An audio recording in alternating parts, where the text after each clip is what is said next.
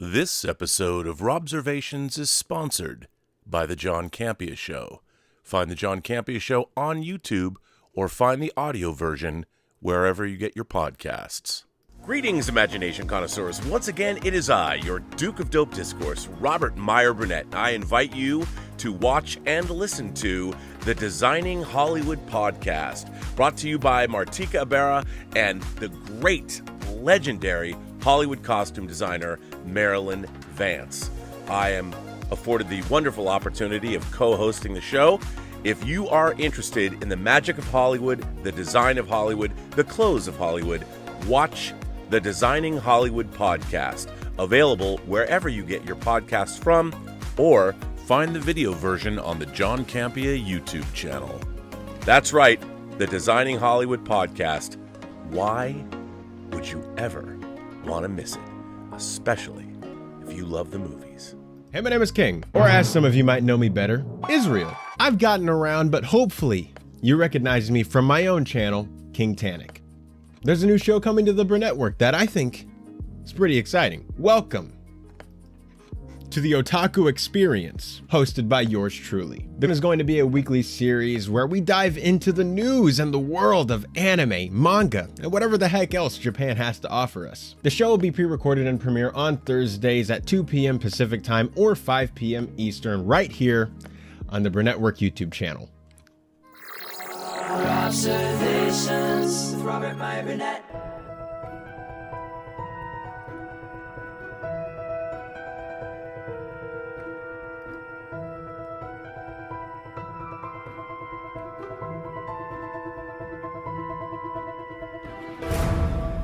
Well, greetings, imagination connoisseurs. Once again, it is I, your Duke of Dope Discourse, your master of fun and wonder, your viceroy of verisimilitude, your sommelier of sci-fi and cinema, your evangelist of the imagination, and the, as always, undefined existential Mr. Rogers. That's right, me, Robert Meyer Burnett, and I am robcasting at you, imagination connoisseurs, you members of this, the Post-Geek Singularity community. I'm here in the Robservatory, and this is Robservations, episode number 855.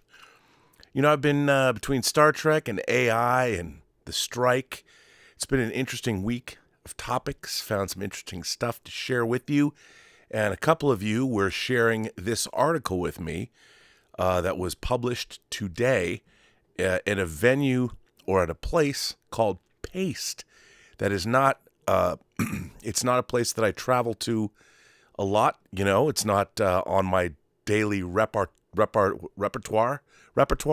of places I go. I mean, you know, there's a bunch of YouTube channels I hit, there's a bunch of news outlets I hit, but I'm always delighted to go to new places, to find new articles, new places, new opinions, new people to read. And today, I was directed to a site called pastemagazine.com and an article that Jacob Aller, published today. Now, I want to say that I did reach out to Mr. Jacob Aller on Twitter, and he got right back to me. I didn't know Jacob. I was not following him. And I said, hey, man, I read your article. I'd love you to come on the show live, and we can talk about it. He got back to me, and he said he was sorry, but he's traveling. But he was very, very nice about it and said, go forth, son. Actually, he didn't quite say that, but I took that to be his meaning. So Jacob Aller, who wrote this article, I really thought it was worth sharing. And I wanted to sort of, let's just get right into it. Because it's something I've been thinking about. Look, there has been a shift in the kinds of business major motion picture studios have done over the last 30 years. It comes as no surprise to any of you who've watched this channel. As a child, you know, for me, my movie going really started in the 70s, but, you know, in the 80s and the 90s and the aughts, that's kind of when my career began. In 89, working on Texas Chainsaw Massacre 3 as a PA, and then concurrent to that, you know, watching movies. And it's been interesting to watch the business of motion pictures change. One of the more exciting times that was going on when I first was working at Warner Brothers. I mean, I was working for Bill Young, who was senior vice president of production at Warner Brothers. So we oversaw the physical production of all of the movies that Warner Brothers made. So once the creatives decided which films that Warner Brothers was going to make, and they actually went into production, my boss oversaw from the studio perspective when movies went into actual physical production, when they were actually started to be shot from pre-production all the way through the end of post. That was where I was at. And what was happening at that time, it was very exciting on the Warner Brothers lot. You had Richard Donner's offices right across from Joel Silver's offices. They were in a courtyard. Clint Eastwood's company, Malpaso, was on the lot. There was a lot of people with producer deals. And at the time, what was called the spec script market was scorching hot, meaning you could write a spec script. A script was written on what was called speculation, meaning an original screenplay, an original story that a screenwriter would write, not prompted by a novel necessarily, but it was an original idea. And that's where we got people like Shane Black. He'd written Lethal Weapon, but one of the big spec scripts that went around when I was at the studio was The Last Boy Scout. And when that script came out, everybody in Hollywood read it. Shane Black's voice was very unique. The script sold for $1.75 million, and it was a big cause celeb that a script had sold for that much money. And the spec market it dominated the early 90s. And people like Joe Esterhaus sold Basic Instinct for like $3 million. Shane Black came back, and I think he sold The Long Kiss Goodnight for $4 million. So Hollywood was scrambling around to get the next biggest spec script, the next biggest new idea. And these movies were made for, between anywhere from, I would say, $40 million to $80 million, depending. The biggest $100 million movie at the time had been Terminator 2, but that was seen kind of as an exception. And the reason it was so expensive was because it had to be made so quickly. But that Hollywood was in pursuit of original ideas. And, the screenwriter suddenly was the star of the show. And it was a good time. I mean, I even went to parties at Shane Black's house. And everyone went to parties at Shane Black's house. He threw monster parties. And I even showed a movie there once at his movie night. I took Andrei Zulewski's Possession. He liked it, but I don't think anyone else who was there did. But I liked it too. But it was just a different time, and the business was all looking for original ideas. But that was because movies, for the most part, were still underneath the $100 million range. Hunt for Red October, which is a big literary adaptation, that movie cost, $65 million? The Matrix, which came out in 1999, big spec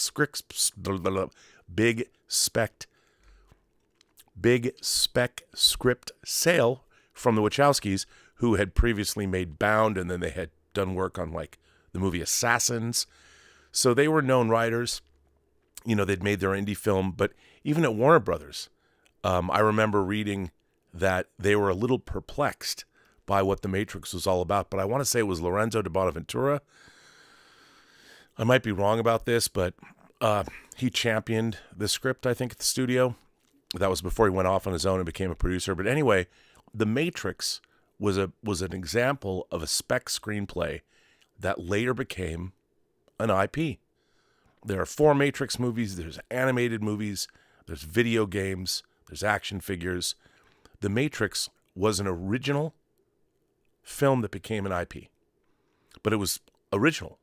It was not existing in any way, shape, or form before The Matrix was made. And of course, you could make the argument that The Matrix was an amalgamation of a lot of Japanese anime, a lot of previously existing ideas thrown together in a new kind of a blender with a little bit of philosophy and a whole lot of new technology. And I'll tell you, to be honest, I saw The Matrix for the first time on the Warner Brothers lot at the Steve Ross Theater, and it was brand new. And I would pretty much go see anything at the Steve Ross Theater because it was amazing. I haven't seen her around these parts in a while, but you might remember her as Just a Brown Girl, Michelle. she took me, that's her name, by the way. Her online name is just a brown girl, before people get all upset. She took me to see Dune at the Steve Ross Theater, and it was still an experience. I'll tell you an interesting story about the Steve Ross Theater. So I went to see Kevin Costner's movie, The Postman. And The Postman was based on a science fiction novel. And I was really excited to see I want to say it was by David Brin. So I go to see The Postman at the Steve Ross Theater. And before the movie started, Kevin Costner came out. And he was so excited. Again, not based on anything, but I guess you could say it was a novel, but there was a lot of great Hollywood turned to books as they did in their entire history. There was a lot of books that were being turned into movies in the 90s still. And he comes out on stage, and I want to say The Postman was the movie he made. I think he made it before Open Range, so it was the movie he made after Dances with Wolves. He steps out on the stage, and he was beaming like a proud father.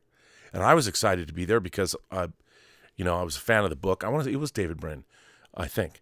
Why don't I remember? I don't know. There's too many things rolling around in my head. But he gets on stage and he goes, I just wish that I could be you in the audience and see this movie for the first time. And he was so proud. And I was like, yeah, man. And when it was over, I fucking love The Postman. By the way, where's the 4K? Come on, Warner Brothers. I loved it. Let's just say I was not in the majority that day. Then again, I'm a big Jupiter ascending apologist. So what does that say about me? I don't know. You can still watch or click off. But so I was very excited to see, and Kevin Costner, I understand it was a little jingoistic. It was a little rah America. I understand all that. Will Patton fucking kicked ass. Tom Petty shows up playing Tom Petty. Anyway, I loved The Postman, but it was an original. It was original. And even though it was based on a book I had read, it was an original idea, and the studio got behind an Oscar-winning director making The Postman. The difference is these movies did not cost over $100 million. As a matter of fact, they didn't cost $80 million. I don't know. Someone's probably going to be like, oh, Rob, The Postman cost $87 million. I don't know. Whatever it costs, I don't know. Point is, a lot of interesting stuff. A lot of interesting movies were getting made. And then what was really interesting is the tide started to turn. Movies were getting more and more expensive at the studio level.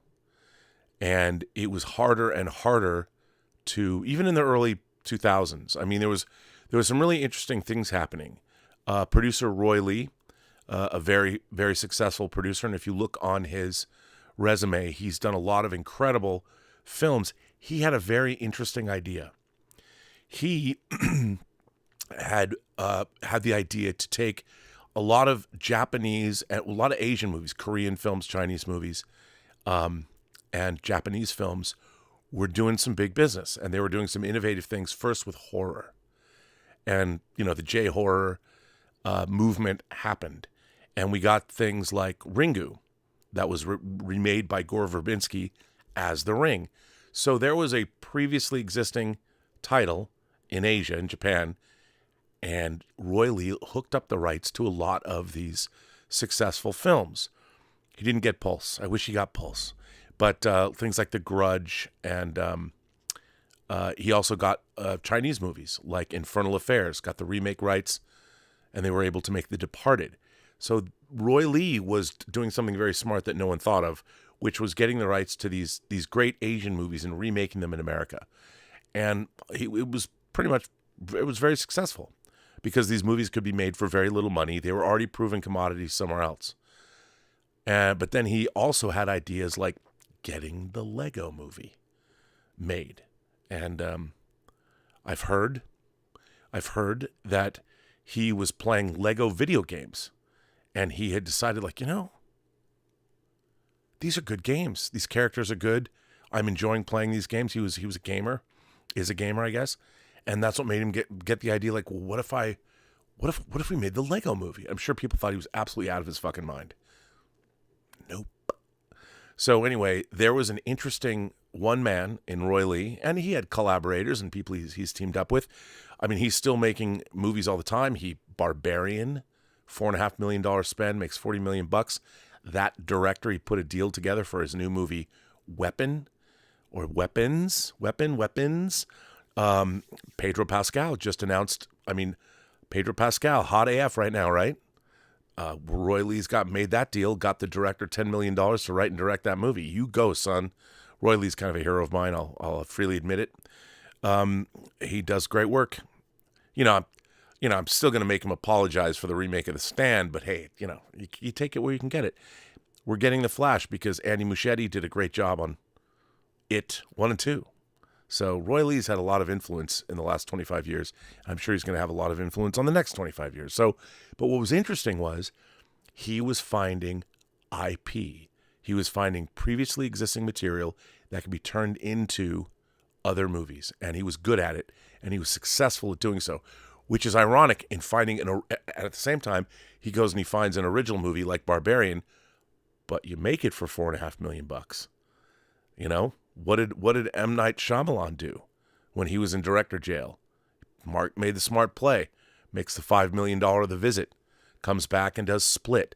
I mean, I've heard that he had to finance those movies himself, but he did it for Blumhouse, and Blumhouse put those movies out through Universal because they turned out well.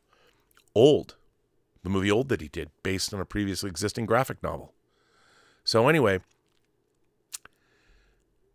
what has happened in Hollywood is because movies have become so expensive, and because it's no longer for a studio, it's not good enough to make, say, a movie for $50 million, like Paramount for Paramount, they make a $17 million movie like Smile, and it makes $200 million worldwide. That's an epic win. Paramount has a great year, and they're still in the toilet with their stock price and what's going on with Paramount Plus. So what studios are now looking to do is they want to spend $150 million or $200 million and make $1 billion. And they want to do that 5 or 6 times a year. That's a good business for them. That's what they're looking to do. If a studio were to make a $65 million movie that would make $300 million worldwide, that's not enough for them anymore. That is not a sustainable business model. And so the idea that we're ever going to get a Matrix, or we're ever going to get, say, a Hunt for Red October that, by the way, kicked off the Jack Ryan series, because Hunt for Red October was good. Then we got Patriot Games. We got Clear and Present Danger. We got Sum of All Fears. And then we got Jack Ryan Shadow Recruit, who decided to go not off book. I don't know, probably Mace Neufeld. But no slam on Mace, because I'm a huge fan. I was, rest in peace, met him once at a restaurant, randomly started talking about Clear and Present Danger.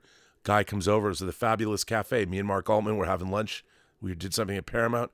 Afterwards, we were having lunch at the Fabulous Cafe with the Fabulous. Only other guy in the place was Mace Neufeld, and he heard me talking about Clear and Present Danger.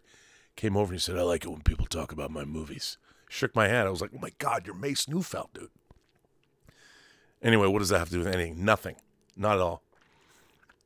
I'm just name dropping. And I just met Mace Neufeld once. I didn't know him. So anyway, where we're at now in Hollywood is the major motion picture studios can no longer make anything original. They're not going to make a Matrix unless the Matrix was a successful comic book or maybe a book. And they believe they can spend $150 million to make $1 billion. That's where we're at. That's the studio model right now, which I think is unsustainable. Because look, if you think about it,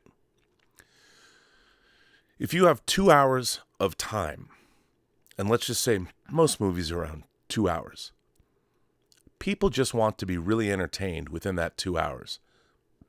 Do they need the spectacle of a $350 million Fast and the Furious franchise? Sure. And I'm going to go see Fast X. You know my love. It's not going to be as good as The Drift or Fast 5, but I'm going to go see it. Looks like there's a lot of mayhem in it. Looks like it's going to be entertaining. But it costs $350 million. I think it's the most expensive movie Universal's ever made. Now, the real question is that movie going to be as successful as other Universal films, like, I don't know, E.T., which made like $400 million on a $20 million spend. Of course, that was in 1982, 40 years ago. But still, it's 2 hours of time. 2 hours translated by the entertainment value, translated to audiences buying tickets. It's 2 hours of time.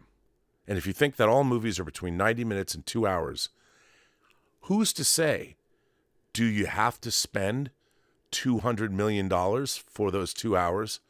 Or can you leave an audience equally entertained for 40 million or 50 million? Or let's go back the other way. Smile.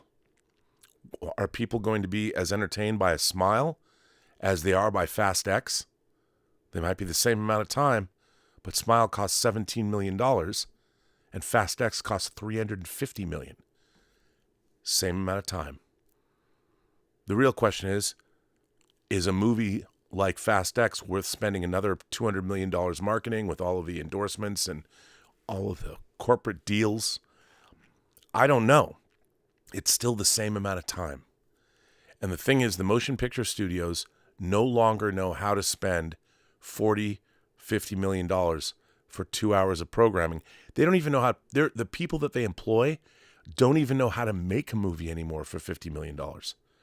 Because they have to spend however God only knows how much money on 500 million effects artists all over the world. So nobody even knows how anymore. You don't have powerhouse producers that can make a movie for 40, 50, 60 million dollars and turn around 300, 400, 500 million dollars in profit. So I would say that part of the problem with Hollywood right now in terms of spending is how movies are made, and they need to figure out, once again, how to make them more effectively. Because I don't think movies have to cost as much as they do. Would you rather spend $350 million on the 11th entry into a franchise IP that might make, a $350 million movie needs to make 3 to 4 times its budget to break even. So if it's $350 million, you're looking at $1.4 billion, I believe, as your break-even point. That's insane. It really is. I don't care what franchise, and I get it. When a franchise is successful, everybody gets a taste, which ups the budget, which has nothing to do with the 2 hours of time. You're paying people more money because their franchise is successful. But it gets to the point, and all of you, I ask all of you out there as a thought experiment. Fast X is coming out in 2 weeks, 3 weeks? I want you all to look at it as a film, and I want to ask yourself, go see it. I can't wait to see it. I'm going to go see it. Can't wait. Was it worth it? Will that movie, it's going to have to make close. I don't think Universal would be happy with it unless it becomes the most successful Fast and Furious movie. Because at a $350 million spend, I don't know what the economics are. Remember, the studio only takes home half that, if that. They don't even take home, the split isn't even favorable when it's going to China. So ask yourself, the movie has to make, that's why it has to make 3 or 4 times its budget, because the studio, and remember, the studio, they don't have $350 million in the bank. They're borrowing that money. They're borrowing that money, which means as soon as they've borrowed money, which they already have, the time it took them to make that movie, they're also paying interest on the money they've borrowed. So they have to pay back that interest as well. That's why movies are so expensive. And they're charging the overhead. Remember this too. How much does it cost to operate Universal Studios? Well, every single movie that Universal makes, they write off the operating costs on the studio against the budget. Because there's executives, there's all kinds of people at the studio that they have to pay. So that's also part of the budget of the movie. That's why there's always wacky studio accounting. So there's less money being made by even a movie that makes $2 billion than people might think. Anyway, that said, studios are in the IP business. They only will make movies that have been existing previously in some other form. Novels probably, but the novel has to be, novels are traditionally not like Fast X. Novels are different. That's why not as many novels are getting made these days at the studio level. They're getting made more as indie features. I myself am trying to get a movie made that's based on a novel. They want to make movies based on comic books, former television shows, reboots of other movies. So there's very little original material. I belabor the point, you get the idea. Let's jump into this article. This article comes to us from Jacob Oller, or Oller, I think. It's just Oller, O-L-L-E-R. And again, it was in pastemagazine.com. The title of the article is "The IP Era's Venture Capital Philosophy Has Poisoned Movies." Among so many heinous problems trickling down on our heads from the top of the film industry is that of intellectual property. It's not that adaptations are new, but that the ability to make a living by creating anything else has only recently been destroyed. IP obsession has killed the mid-budget movie. It's killed the movie star, and it's coming for the rest of the industry. This is as much a problem for audiences as for filmmakers at any level, and it all comes from the same place: unchecked greed and the familiarity with which we accept it. Tidy, consistent, sustainable profits, the kind of thing generated by movie studios that once offered a diverse slate of reasonably budgeted adult dramas, teen date rom-coms, family films, and fence-swinging art movies, are a thing of the past for those in charge of the industry. Other forces from the entertainment world are certainly at play, specifically the rise of prestige TV as a destination for what the movies have abandoned. But the pivot to the IP era feels simple because it feels familiar. It's because tidy, consistent, sustainable profits aren't enough. There must be growth. There must be domination. There must be shared universes. This attitude goes beyond being risk-averse. Risk aversion isn't new. Single-minded speculation trying to alchemize IP into gold is. The management decisions keeping workers from their fair pay, as described by the Writers Guild of America board member John Rogers in a thread about the current strike, are the same ones milking old IP for all it's worth. Quote, "The new robber barons of Hollywood are on a suicide run." This shift is tech bro economics. Wall Street filleting Wall Street filleting vulture capitalism, here to feast on the industry, not further it. All we needed was $5 million a year in revenues and we would have made money for everyone, said Jeremy Neuner. That's enough to earn a living and buy a house and put your kids through school. But no one wanted something that just made a healthy living. They all wanted to find the next Zuckerberg. That's not someone mourning manageably budgeted original movies like Michael Clayton, but rather a competitor of WeWork, whose business fell apart thanks to the unrealistic investment ideals of venture capitalists. But replace Zuckerberg with MCU, and you can understand what happened to movies. Sure, an executive could gamble on a few million dollars of an idea from a writer. They could also flip the big binder of properties to a random page, do a rail of coke off it, and spend $100 million to reboot whatever's underneath. A new Ghostbusters? Another go at the dark universe? Let's do it. Monopolies, even monopolies built on unsustainable properties, on the slums of Baltic and Mediterranean avenues, in board game terms, have the potential to be more than profitable. They can define decades of strategy. Investors like that. It feels stable, yet exciting, predictable, yet potentially limitless. We're going to focus on franchises, Warner Brothers Discovery CEO David Zaslav assured investors. We haven't had a Superman movie in 13 years. Well, you did, but, other people were in it. We haven't done a Harry Potter in 15 years. Yes, because you did the books already, and there aren't any more. It doesn't matter if viewers are burned out or if the franchise is inextricably linked to a raging asshole. By the way, that's his words, not mine. There's recognizable media out there just asking to be exploited into an empire. one that could grow and grow and grow. If it eventually burns like Rome, say if you're a former Disney CEO Bob Chapek and your streaming business continues to bleed money despite releasing bad franchise movies directly onto it, then you can simply fiddle your little heart out, floating away on your golden parachute. Naturally, studio leadership favors this approach, which in turn sets the precedent for the only kinds of movies their companies finance, market, and stuff into the theaters. We, the country's movie-going public, have already been trained to understand this. Pretty consistently, folks go to the movies when they recognize something and stay home when they don't.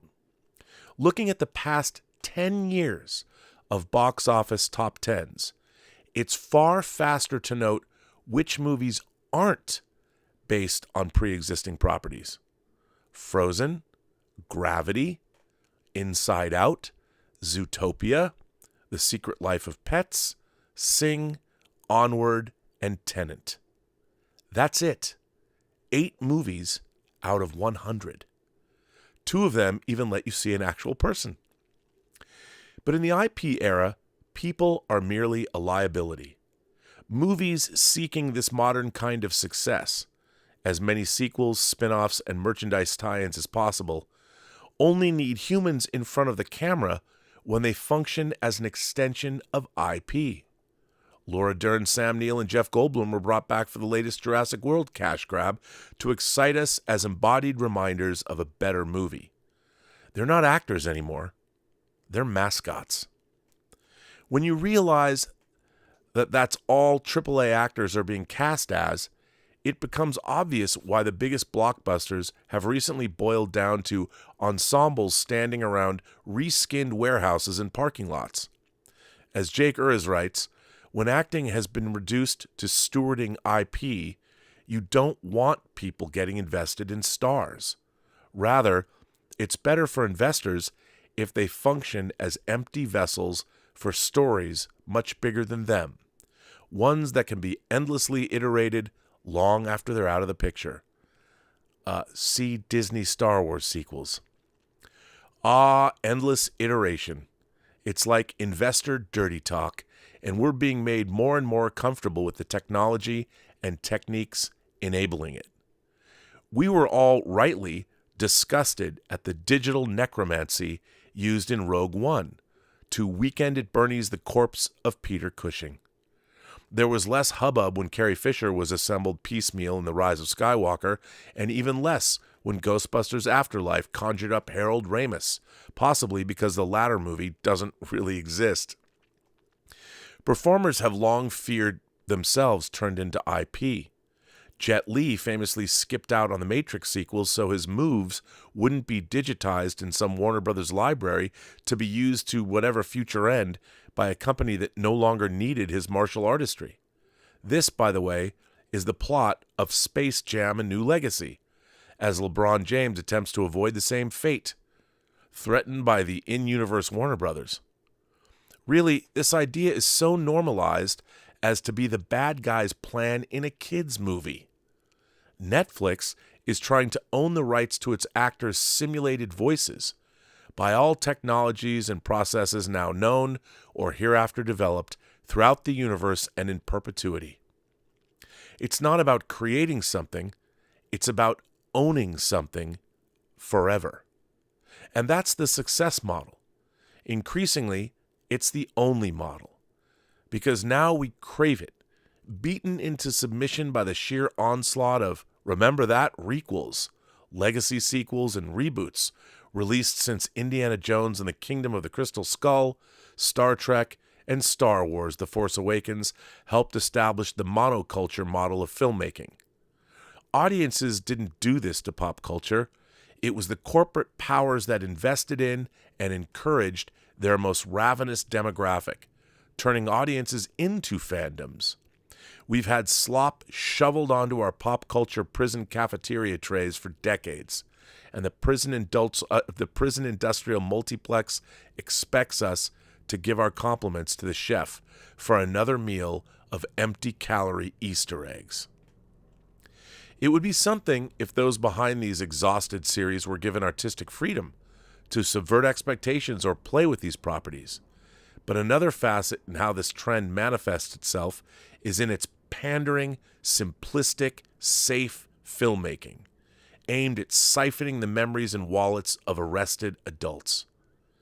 You don't need jokes or plots or images, just referential, cover band filmmaking. I love that.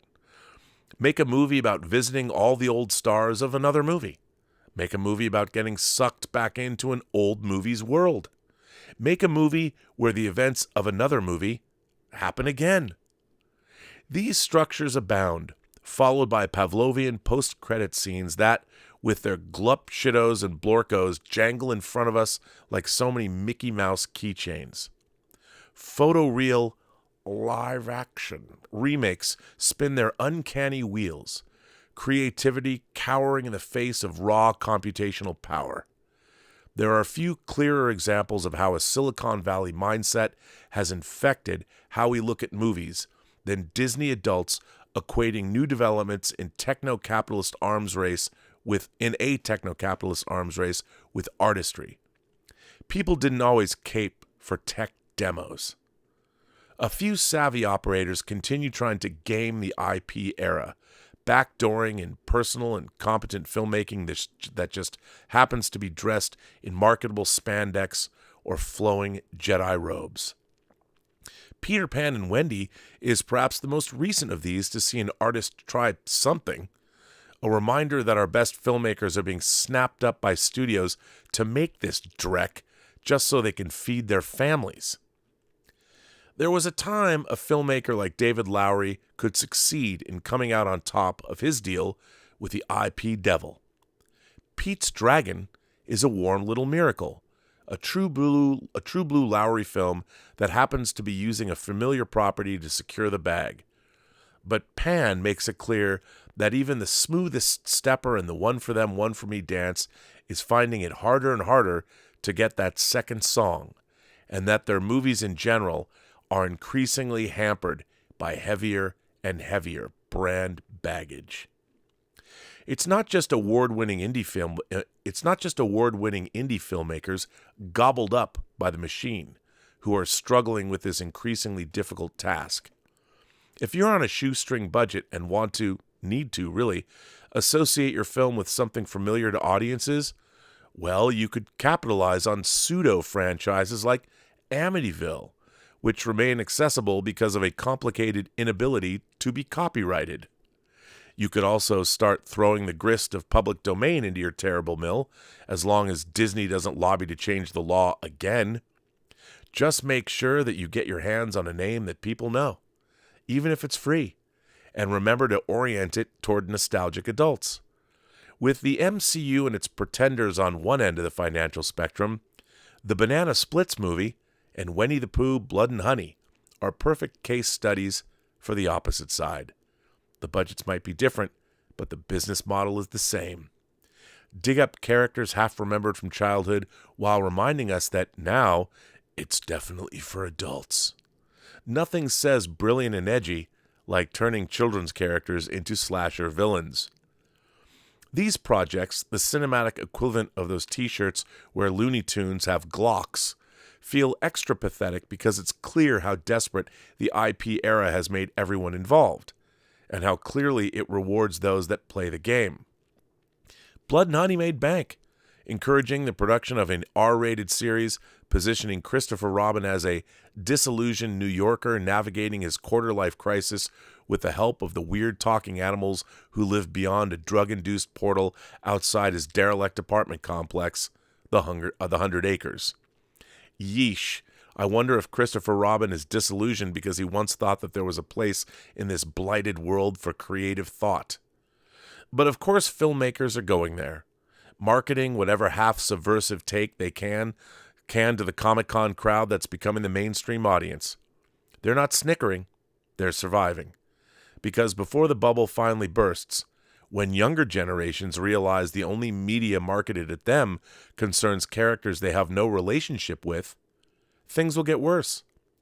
This predictable template, its undiscerning audience, and those still trying to scrape by in the industry will be exploited as deeply as possible, on the off chance that injecting the GDP of Sierra Leone into new Lord of the Rings movies will work this time.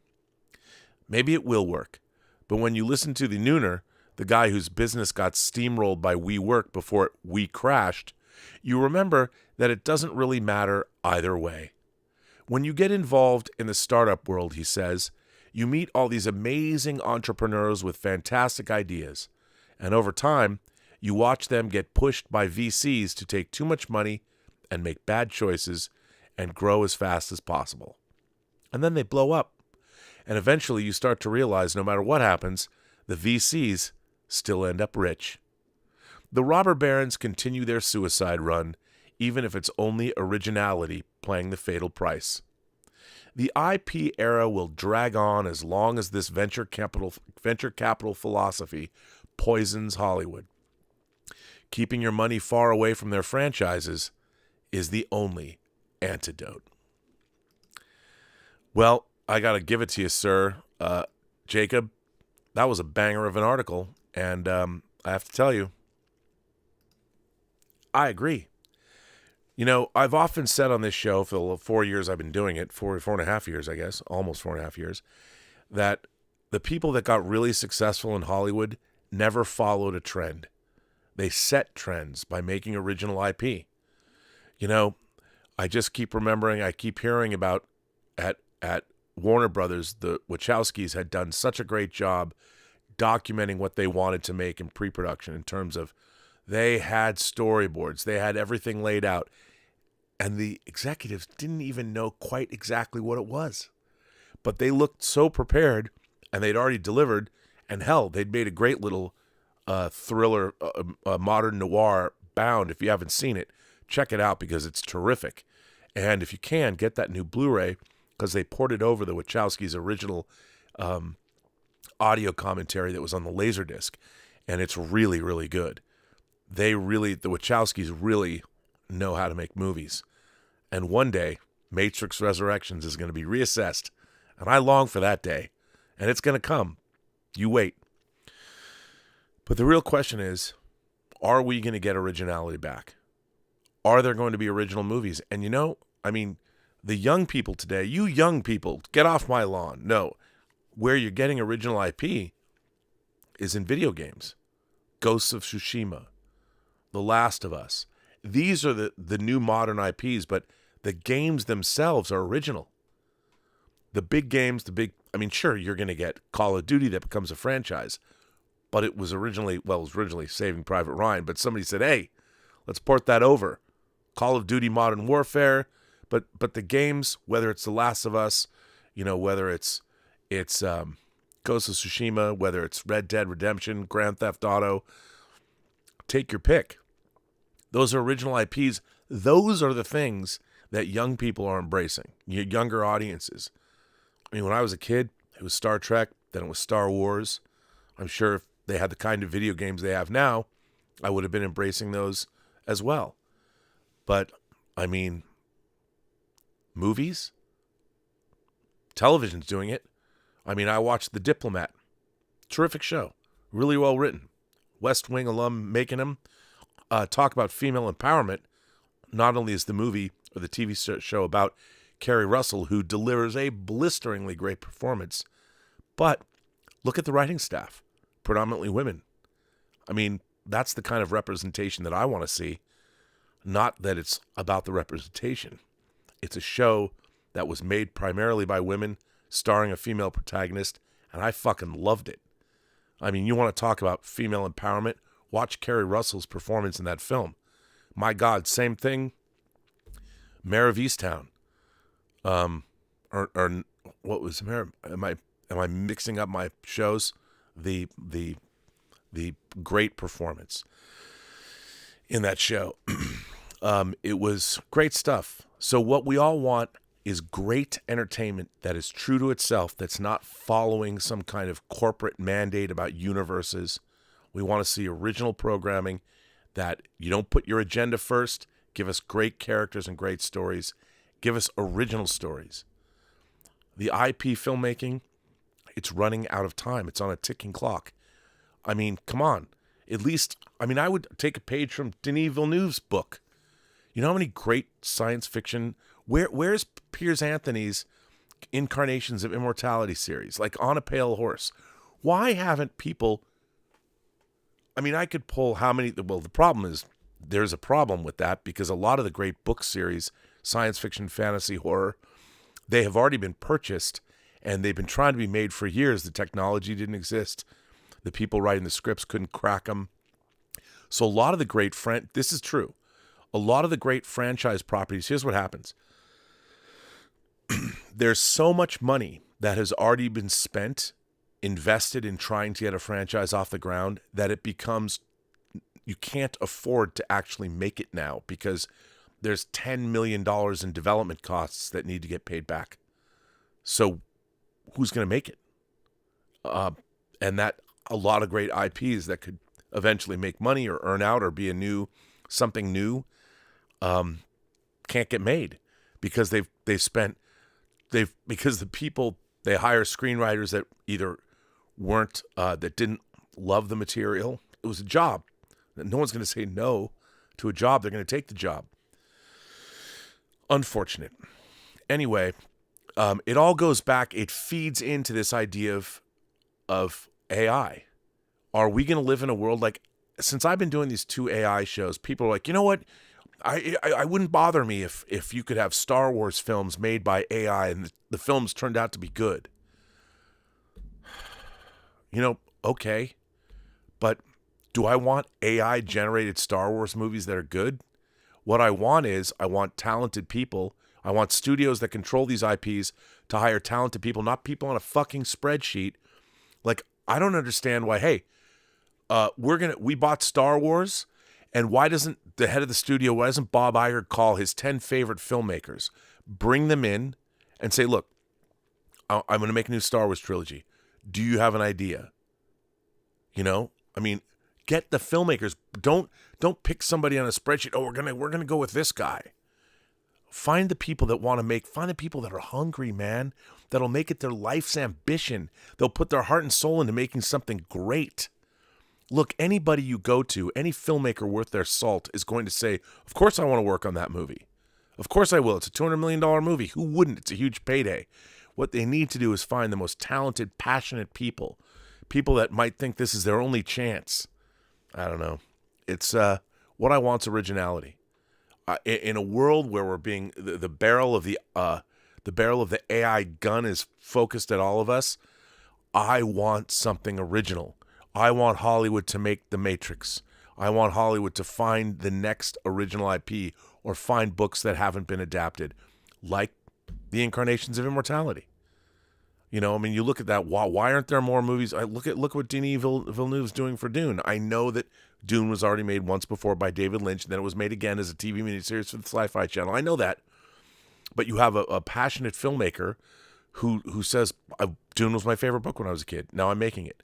Why hasn't anyone ever made Robert Heinlein's Stranger in a Strange Land? Why hasn't anyone made Ray Bradbury's The Martian Chronicles other than the Rock Hudson fronted TV show 40 years ago? You know?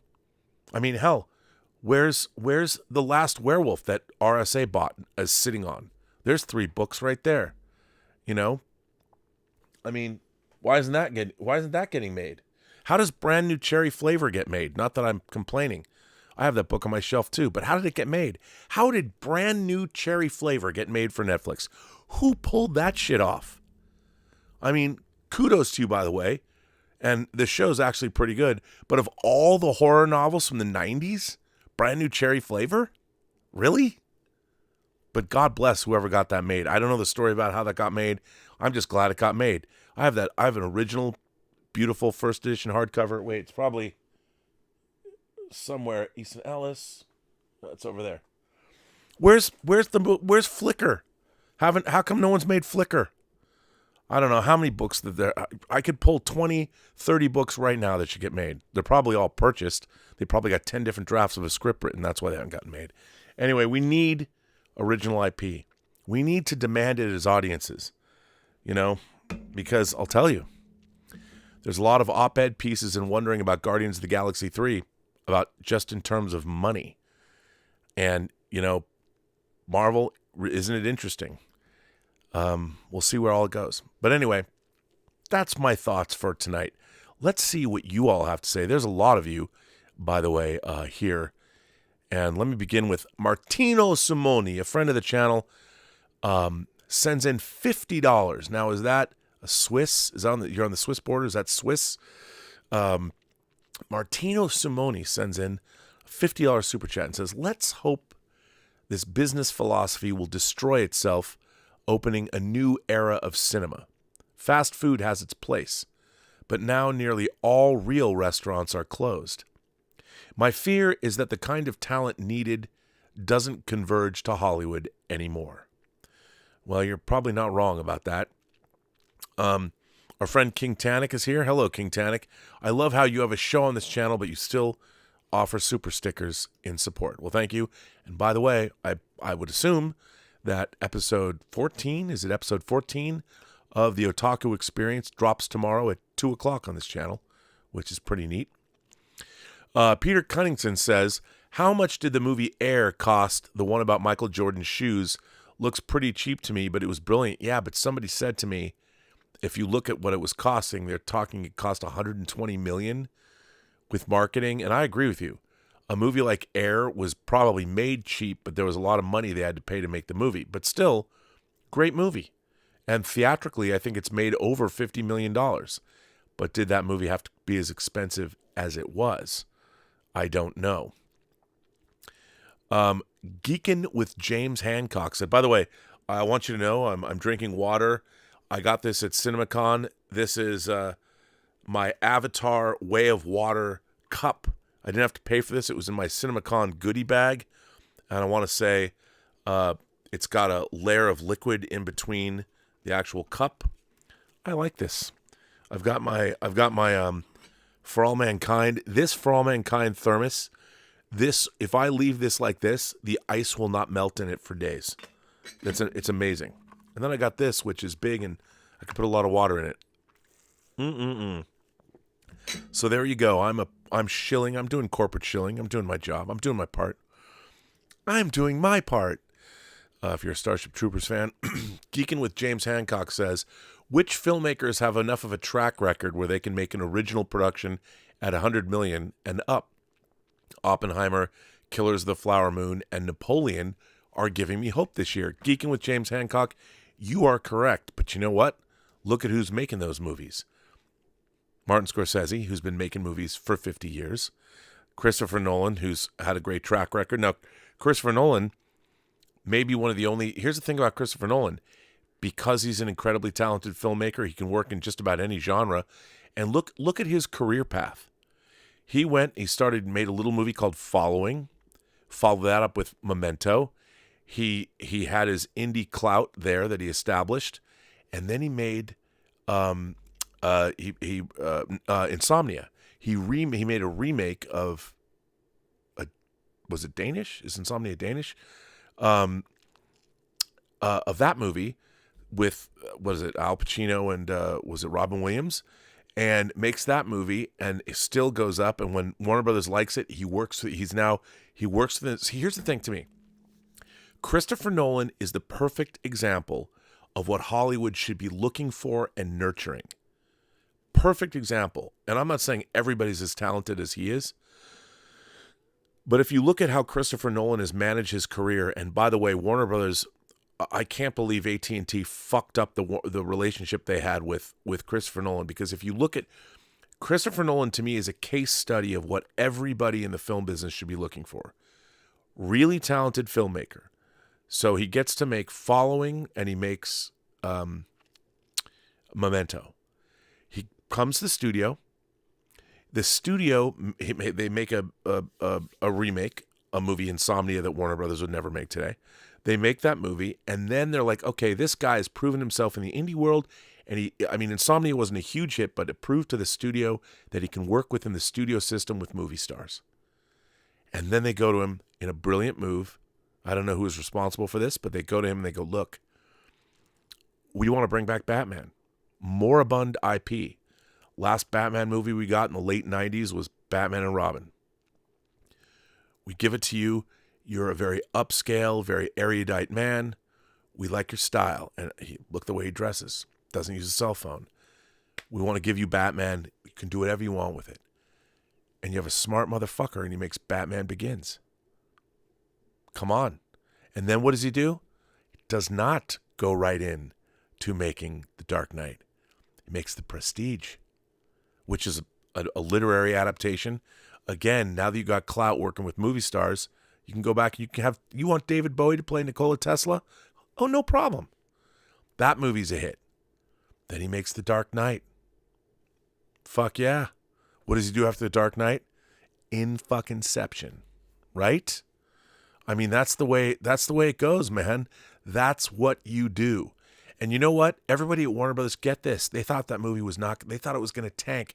And when Inception was a huge hit, $900 million almost worldwide, the marketing department at Warner Brothers takes credit. Oh, it was a hit because of us. Oh, really? You mean it's not a hit because of, I don't know, Christopher Nolan? And then what does Christopher Nolan do? He makes The Dark Knight Rises, makes $1 billion. And then Dunkirk, Interstellar, which was a Steven Spielberg project that his brother wrote, Jonathan, comes around, changes it around. And then, okay, maybe his one misstep, because even Dunkirk made money.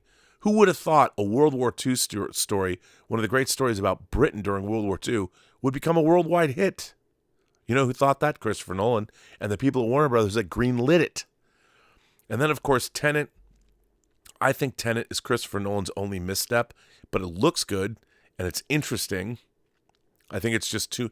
Christopher Nolan, everyone's entitled to make a movie it's too Christopher Nolan. But then he comes back, Warner Brothers fucks him over, and hey, he made Oppenheimer for Universal that he's probably going to win the Academy Award for. But that's the career that you want. That's the career that you want. But you have to be smart enough to know that when you do one for you and one for them, the one for you makes a ton of money. You can't be like, there's a lot of directors now that are working in Hollywood that I love. But, if you're Ari Aster and you make The Witch, you make Midsummer, was Beau is Afraid the movie that you should, when you're doing one for you, you better make sure that fucker lands. And The Northman, as much as Ari Aster made Hereditary and Midsummer. And Robert Eggers made The Witch and The Lighthouse, which I also love. And then he made The Northman. Not bad, but The Northman cost $90 million. Yo, that's, don't do that. So then that becomes a problem. Now, does your career sputter? Damien Chazelle. I hope that Babylon, probably a good project to make, but you've got to know, filmmakers, if you've got some heat behind you and you've made movies that are Oscar nominated, you got to Christopher Nolan that shit. You've got to make movies that audiences are going to embrace. And they can't be movies that, if you're going to make a movie, The Northman, don't make it for $90 million.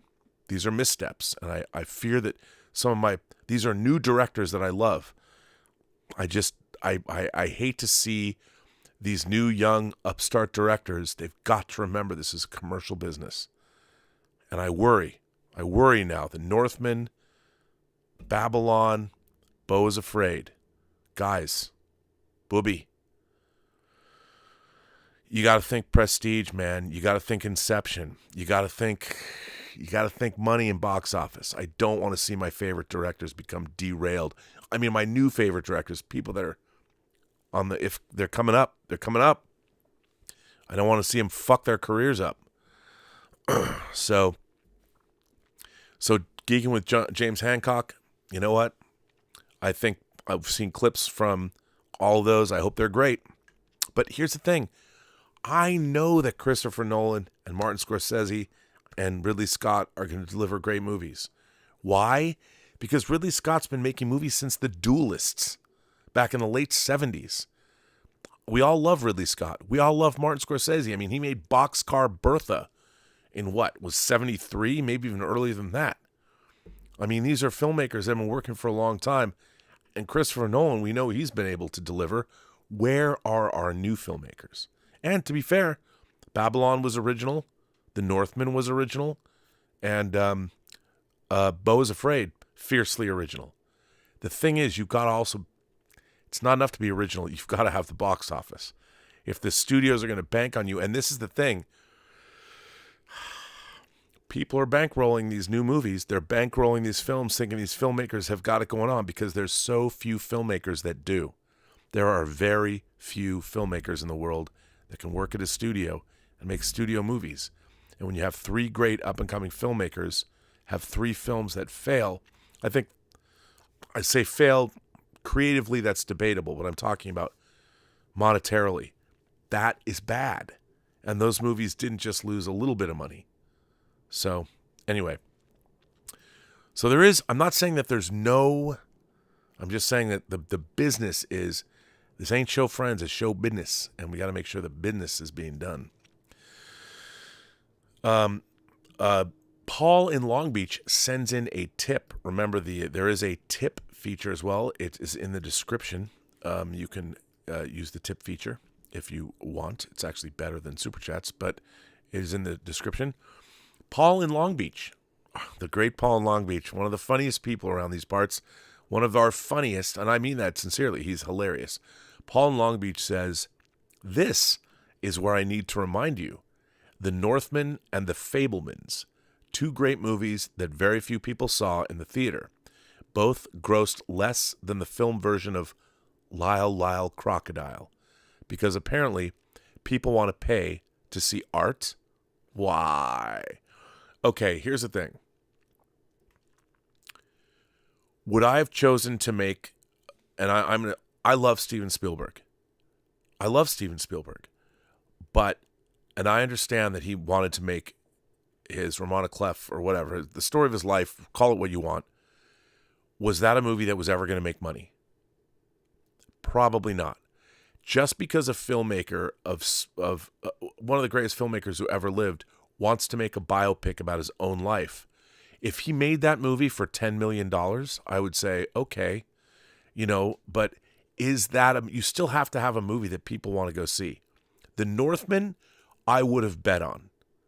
I would have bet on The Northman. But the problem is, the thing about The Northman, and I would say you can second guess this all you want. And people are like, well, Rob, I've been watching, Elizabeth I was watching it through Elizabeth, kind of getting it through osmosis. That story of Vikings teaming up, going and taking over England and all that, they're making TV series about that same story, or those same kinds of stories.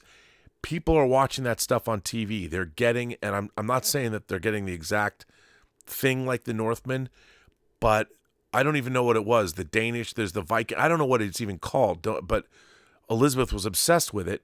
The people are getting that story already on streaming. You've got to give people things they're not going to get. And the Fabelmans, in terms of domestic drama, I mean, look, what do you think about when you think about Steven Spielberg, his entire career? The man provided experiences, indelible experiences at the movies that you can't forget. Whether it's Jaws, whether it's Close Encounters, whether it's Raiders of the Lost Ark, whether it's Saving Private Ryan, whether it's Schindler's List, whether it's The Color Purple, whether it's Ready Player fucking One, whether it's Minority Report, whether it's AI. Steven Spielberg provides these experiences, these larger-than-life experiences. And I would say this. My favorite thing in The Fabelmans is a scene where a kid goes in and talks to David Lynch as John Ford. I don't mean to be, but Steven Spielberg, did we want to see a story about him growing up in his own life? I mean, the guy made other movies. It's not the kind of thing that you want from Spielberg. I get that he wanted to make that movie, but you can't just make any movie. You have to make movies for audiences. And the thing is, if you're going to make an original movie, you have to take into consideration the audience first. You have to show them something that they haven't seen before, or give them an experience they haven't gone through before. Like a movie like Shawshank Redemption, which made no money. But that's because they didn't know how to market it. They didn't even say that it was from the mind of Stephen King, because they're like, people won't think it's worth seeing, that it's a horror movie or something. But, a movie like Shawshank Redemption, if it was marketed correctly, they were scared of it, so they didn't, would have probably made a lot of money. But the thing is, who wanted to go see The Fabelmans? It was a good movie. I own it. But was it the kind of movie that people wanted? You still have to pair the filmmaker with the material that people want to see. So, David Gonzalez, who's been a member for 4 months, says movies, especially franchises, feel like they're chasing a safe dollar rather than an if we build it, they will come mentality. Oppenheimer gives me hope. David, right there with you. I totally agree. It's not enough just to build something anymore. You know, you've got to make sure people are going to go see it. Look, I get it. If King Tannic is still watching this, I understand why he has his knickers in a twist for Transformers Rise of the Beast. It looks really good. And if you grew up with Transformers, you're going to go see Transformers. But I would also like to see, Julian May's Saga of Pliocene Exile turned into a series. There's one for you. Or a Larry Niven known space book. Or Werner Vinge's Fire in the Deep. Or Peter Watts' Blind Sight. There's so many things. Or there's so many horror novels that you can go make. There's so many things that can be done. I don't know. But hey, King Tannic in the TC, he's like, heck yeah, Transformers, baby. Look, it looks good. I'll go see that. So we'll see Zod Rider. And by the way, we're seeing you, right? I'm seeing you shortly. Zod Rider says, I wonder when The Swimmer will get its own cinematic universe. That classic film is desperate for a modern remake with copious sequels and spin-offs. See you shortly, Rob. Pow! Down with the IP era. Yeah, if you want to see a crazy movie, watch the Burt Lancaster film The Swimmer. It's a movie where a man never takes his swim trunks off.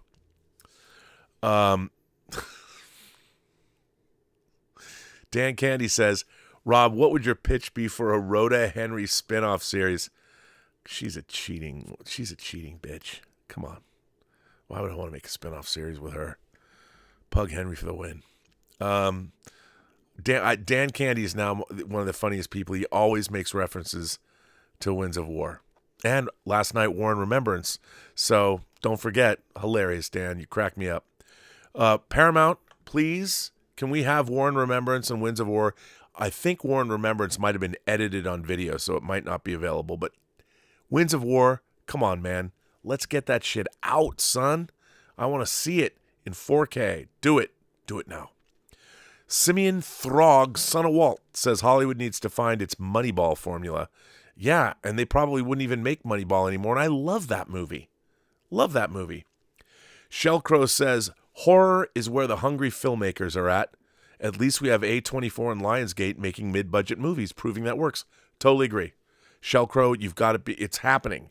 A24 is they've made a cottage industry out of original horror IP. They're not always 100% there, but hey, they hit more often than they don't. And I think that's great. But where's that at the studio level? Ghost Rider says new filmmakers are being taken advantage of and kicked to the curb by the system that should be nurturing their talent. The industry is corrupt. Well, it's too easy to say that. The industry is looking for a certain profit level, as they always have. It's just the profit level. They've now gotten to a place where the business that they're doing is unsustainable. And they're looking to spend $200 million to make $1 billion. Why not make 10 movies for $50 million or less? I mean, again, it's that 2-hour time period. Can you give me 2 hours of great entertainment? Can you do that? I don't know. I'll tell you this. The Diplomat, that series with Kerry Russell, man, that was really entertaining to me. I'm loving, Rabbit Hole, the new Kiefer Sutherland series. To me, that's like a great B movie that New Line would have made circa 1986 that Jack Shoulder would have directed, except it's a streaming series. Give me like Jack Shoulder doing By Dawn's Early Light. The man is known probably best for, to me, Jack Shoulder was a great filmmaker that should have had more to do in life. He makes By Dawn's Early Light. He makes what's now become the queer classic Nightmare on Elm Street 3, Freddy's Revenge. And then he goes on to make The Hidden. Now there's a low-budget film that should be celebrated. Where's that remake? Oh, wait, it was already remade. Fucking terrible. Fucking terrible. The Hidden, though. Wow, I love that. What a banger movie. Darren L. from Minnesota says, where's your hope level on Trek Legacy after the analytics of Picard Season 3? Look like a highly streamed season. Worried with the Paramount stock drop. Paramount's in trouble. I mean, you know, the problem is, look, the Star Trek IP should be the Tiffany standard of televised science fiction. It should be at a Game of Thrones level. It is not. They tried to gussy up Star Trek Discovery and make it seem like it was important prestige science fiction. It wasn't. The people that control Star Trek has been controlled by people that don't know how to make really smart economic science fiction since 2009, which is a bummer. So, what are you going to do? Star Trek is not going to save Paramount. I don't know if Yellowstone's going to save Paramount Plus, but I don't know where Star Trek's going to be, which is too bad. Sean Hoover says, your shirt reminds me of what Hollywood was. Star Wars, saved in the edit by Marcia, by the way, was a film that only came to be because one man, Alan Ladd, took a chance on a nobody. Lucas, and the rest is history. Well, Sean, I want to point out, he wasn't quite a nobody. American Graffiti was a movie that Universal had no faith in that became a huge hit. It was a crazy story. And I also want to say that Star Wars was not necessarily saved in the edit. Star Wars was a movie that benefited by the talented people that it had every step of the way. And it also was helped by the people. Remember, they were ILM, when they started, they didn't even know how to do those special effects. So to me, Star Wars is a perfect example of the filmmaking process working the way it's supposed to, where each step of the way pluses what was going on there. You know, they shot all the cockamamie stuff that most of it didn't work, but they edited it together. Filmmaking is a really iterative process, and they came out with a stone-cold classic that has changed the world as we know it. And it happened because they had really great people in the 70s who really knew their jobs and were very thoughtful and smart. And they made Star Wars what it was. But they needed all those people. But yes, Alan Ladd did in fact, he was the one that said yes. The Legolas has just been a member for 3 months. Thanks, Legolas. The Legolas, the only Legolas. I appreciate that. Mo Sislak, that's a cool name, says, it's clear we need to remake the Deadpool. This time with 2 remote control cars. Just kidding. Your commentary is fantastic, per usual. Thanks, Mo. For those of you who don't know, the Deadpool is the fifth Dirty Harry movie after Dirty Harry, Magnum Force, is it The Enforcer, Sudden Impact, and the Deadpool. I don't think, is The Enforcer right? I don't think that's right. I need to know. I need to check out.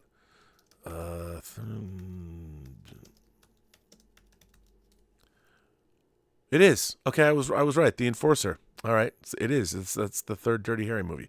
Sometimes I forget. I mean, every day that goes by, there's more in this noggin, and I get older, and can I access it? Anonymous sends in a tip and says, I was really worried that the movie The Marvels will bomb at the box office because you have to have seen Captain Marvel and Miss Marvel and WandaVision. I worry that people won't see it and it will bomb. You know, I wouldn't worry about that. I mean, I think you might be right there. I honestly, I don't know what that movie's even about. I've seen the trailer. It's the only Marvel movie that I saw the trailer to, and I'm like, I don't need to see that. There's nothing intellectually, and I like Miss Marvel, and I like WandaVision, and I like seeing Monica Rambeau as I just call her Captain America, or Captain Marvel.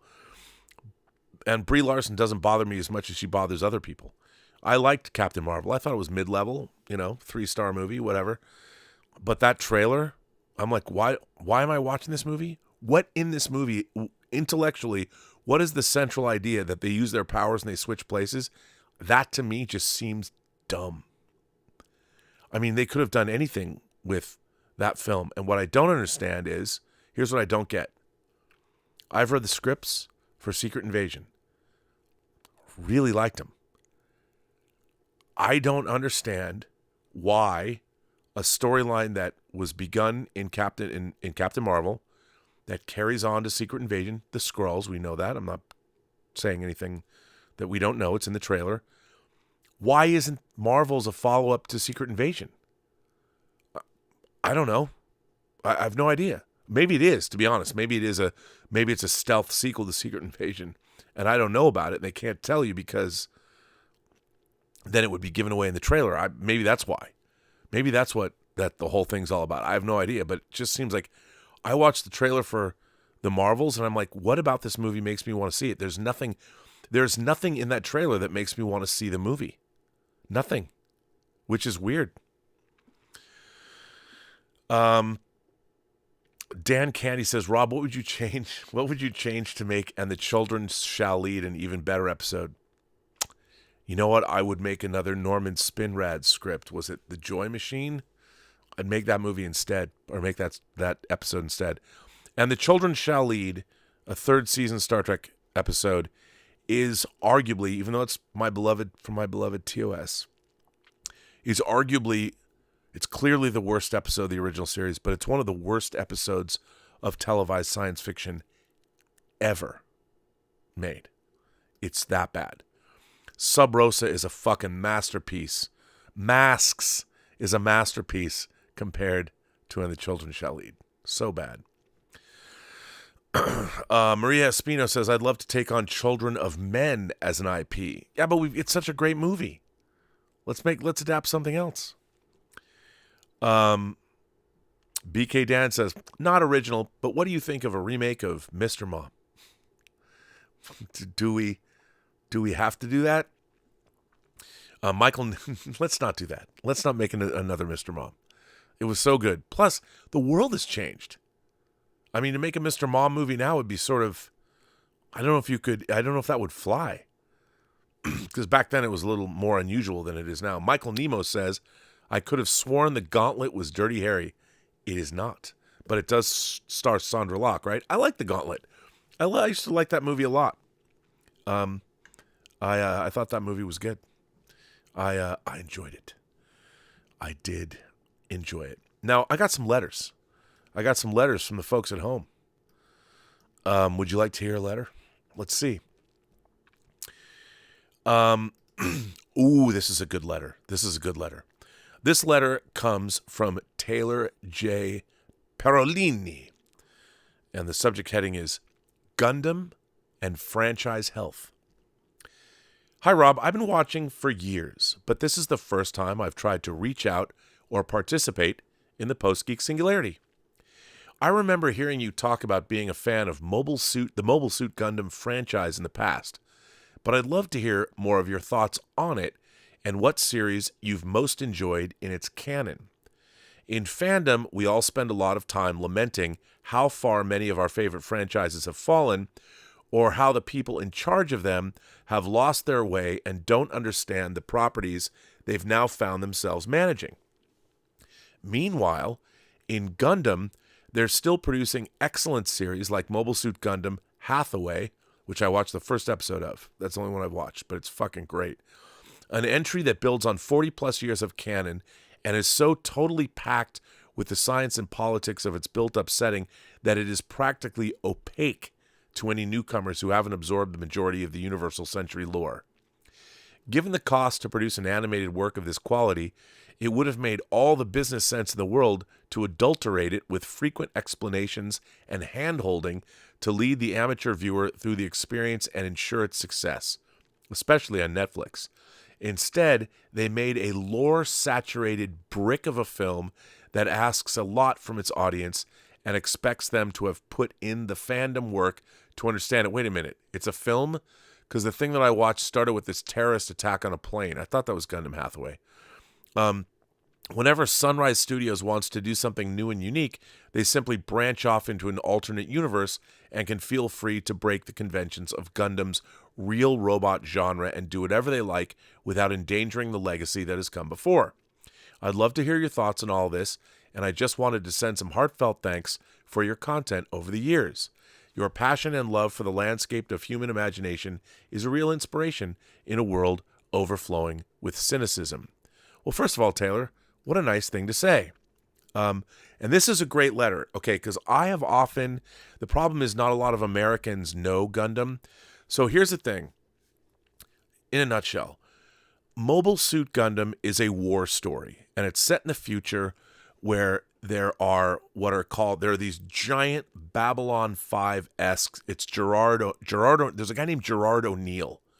I want to say his 70s, 60s.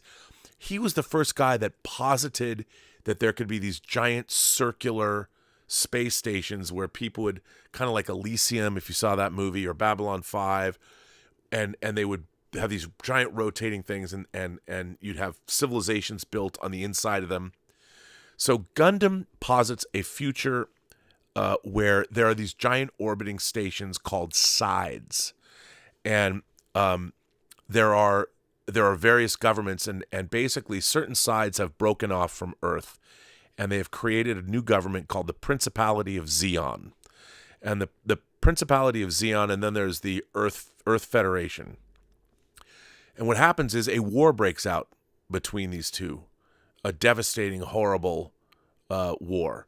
And the overall Gundam franchise is about basically the futility of war. And the main Gundam continuity is what is called the Universal Century. And so the first Gundam stories, Mobile Suit Gundam, and then 0083, and there was even Gundam, more recently Gundam Unicorn. There's this very dense continuity that's set in the Gundam universe, in the Universal Century universe. Now, what's really interesting about the Gundam franchise is they had crazy ideas like Gundam Fighters, or Wing Gundam, which was the first Gundam that was brought to America. Wing Gundam is not part of the Gundam Universal Century continuity. It's got its own continuity, but it has similar concerns that the Universal Century Gundam does. So like Taylor said in his letter, so you got your main Gundam continuity, and then there's all these other different Gundam kinds of stories. Like there's Gundam Seed, and then there's Gundam Fighter, or G Fighter, and then there's Wing Gundam, and then there's Gundam movies like Turn A Gundam, which is a series that's an alternate history Gundam story. So it's kind of what Star Trek should have done. They should have said that Discovery and Strange New Worlds were set in a different universe and followed the Gundam franchise. So you've got your main Gundam franchise that I'm a huge fan of. And then you've got all these other different kinds of Gundam stories. Some are similar, others are different, but it's still the overall idea of Gundam is contained within them. I love this. I'm a Universal Century guy. Like, I liked Gundam Wing, and it really depends which Gundam series. And I like the mecha, like the Gundam really pioneered. So in Japan, there are two different kinds of super robot genres. There's the real robot genre, and there's the super robot genre. And the super robot genre, sometimes they have pilots in them, or they're their own thing. They're giant robots. Sometimes they're giant, like Getter Robo and Getter Robo G, 3 pilots combining, and depending how they combine into one bigger robot. Shogun Warriors in America. But real robots, which is what Gundam really pretty much started, the mobile suits, the robots in those are more like tanks. And they're not so much robots as they're drivable machines that are weapons of war. And you saw those in Japanese shows like Dougram and of course Robotech and things like that. But Gundam really started the real robot as opposed to super robot with like Grandizer and Mazinga and Getter Robo stuff. So that's kind of the difference between the two of them. But in a nutshell, but Gundam is a fucking awesome, the Gundam Universal Century story, and they're supposed to be doing a live action Gundam. Where's that? I don't know. I mean, I'll tell you one thing. When I saw the RX-78 unleashed in Ready Player One, I know it was the virtual world, but I'm like, fuck yeah, man. And I have a lot of Gundam model kits. I sold most of my Master Grade kits, but because I went on this Gundam kick. I've got a few. But I love Gundam. I love the Universal Century. And that's a really interesting way to handle an IP. You've got your overarching IP, which is the Universal Century, and Gundam Hathaway is a part of that. And I thought the last Gundam thing that I watched, there was, and by the way, you should all watch, if you don't know anything about Gundam, watch Gundam Origin. Watch Gundam Origin if that's your first, if you don't want to go back to 79, watch Gundam Origin. It's pretty interesting. So, but I want to thank you for that letter, Taylor. That is, it's great stuff, and I love Gundam. But I'm a Universal Century guy, and I remember when Gundam Unicorn was coming out. Again, they pushed the Universal Century further into the century, and gave us familiar yet different characters. And I thought that was the way Gundam is a great way to handle a franchise IP. That's what I would do with so many of these IPs. I think it's a great way to handle IPs. This letter comes from Mark Edlitz. Mark Edlitz. Hello, Rob. My name is Mark Edlitz, and I'm a writer. My new book, Movies Go Forth, launches later this month. The book examines the fourth films in popular franchises, such as Batman 4, Superman 4, Jaws 4, Halloween 4, Terminator 4, Highlander 4, Rocky 4, Rambo 4, Star Trek 4, and Star Wars 4. Well, you get the gist. Okay, but I want to ask you, is Star Wars 4 The Phantom Menace, or is it the original Star Wars? I guess we'll find out. I was wondering if I could come on your show as a guest, and we would have a book launch. We could discuss the ways that various franchises navigate sequel after sequel. It's certainly a topic you're passionate and informed about. A little more info on the book. Movies Go Forth includes a detailed look at Sam Raimi's unmade Spider-Man 4, a revealing interview with the late great Joel Schumacher about Batman 4, explores a diehard that might have killed off John McClane, an interview with the creator of the Rocky IV robot, who was cut out of Stallone's re-edited version of the film, an interview with the star of Jaws 4, who makes a convincing argument that they were making an earnest film about a shark getting revenge on a family whose husband killed a completely different shark, looks at an unmade Dirty Harry sequel, delves into the overlooked LGBTQ raunch comedy series Eating Out, unearths the Porky's 4 sequel that was only made to retain the rights. Movies Go Forth explores the challenge and joys of franchise filmmaking as told by its creators. A little about me. I've worked as a writer-producer for ABC News, NBC News, Discovery ID, History Channel, and the National Geographic Channel. I've written 3 other books, including The Many Lives of James Bond and How to Be a Superhero, for which David Mamet wrote the foreword. I had a similar book launch for my book, The Lost Adventures of James Bond, and it had a great turnout and was a lot of fun. If you're remotely curious, I can send you a little more information about the book or an advance review copy. I'm looking forward to your thoughts. Mark, the fact that you even wrote that book, you are an imagination connoisseur par excellence, and absolutely come on this show. Let's do it. I'll send you an email. That's hilarious. Movies Go Forth. What a wacky idea. I love that you did that. I mean, you're the kind of person I want to know. This next letter comes from Christopher McCulloch. Mr. Burnett, it's May the 4th. Enjoy my biannual check-in on Star Wars. I wrote in on Andor before, in brief, and it was like knowing the sun again after a long, senseless absence. Obi-Wan, on the other hand, in keeping with prequel tradition, was just senseless. But the lion's share of the community's short attention span was, of course, focused on the latest season of The Mandalorian. Mandalorian Season 3. Oops, all Gary 7 edition. A few of us had tasted it in the wind by Season 2. Some probably grokked it earlier. Mando's interlude in Boba Fett sealed it for the rest.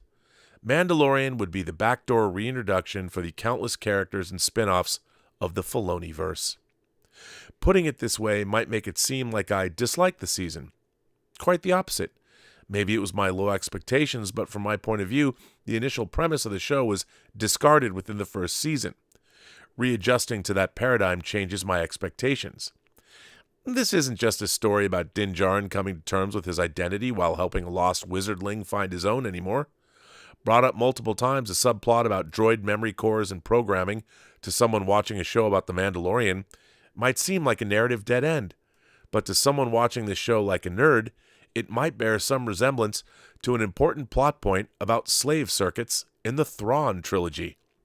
Think an interlude with Spacey Jones seems out of place? Well, Moff Gideon makes a vague reference to a grand plan involving pirates. Stay tuned to find out, and so forth. Is that good storytelling? Depends on the hand at the tiller.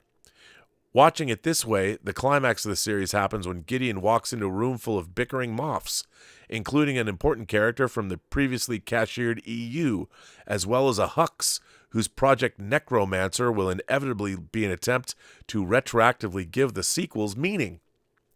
After this show's actual climax was a disappointment, as soon as I heard that the fleet would be in orbit while they went planetside, I thought, hey, they're doing a Star War with 2 concurrent battles. I guess that would have required a bigger budget. There's a lot of plotting on Mandalore, and that is lackluster. But at this point, the show seems to be more about moving pieces around than anything. And clones. God help us, it was difficult enough to kill people in a Filoni show without clones. Lucasfilm is scrambling to create a new expanded universe around their anemic trilogy. That means putting a lot of things into their one show. The New Republic, the Imperial Remnant, Pirates, Mandalorians, and more. Maybe with more than one show to shoulder the task, it'll avoid being as clunky as this season. I can't believe, Christopher, you missed this opportunity. Let me just read this once again. Your last line. Maybe with more than one show to shoulder the task, it'll avoid being as clunky as this season. Okay, you got that? Here's how you should have written it. Say it, you all know it. Say it with me now. Maybe with more than one show to shoulder this task, it'll avoid being as clunky as this season. Come on, bro. Come on. Christopher doesn't value his words as highly as you. Well, Mr. McCulloch, you always write such eloquent letters. I always like hearing from you, and I'm right there with you. But you did say that you liked it. You did say that you liked it. Look, I don't know what that fucking show's about anymore.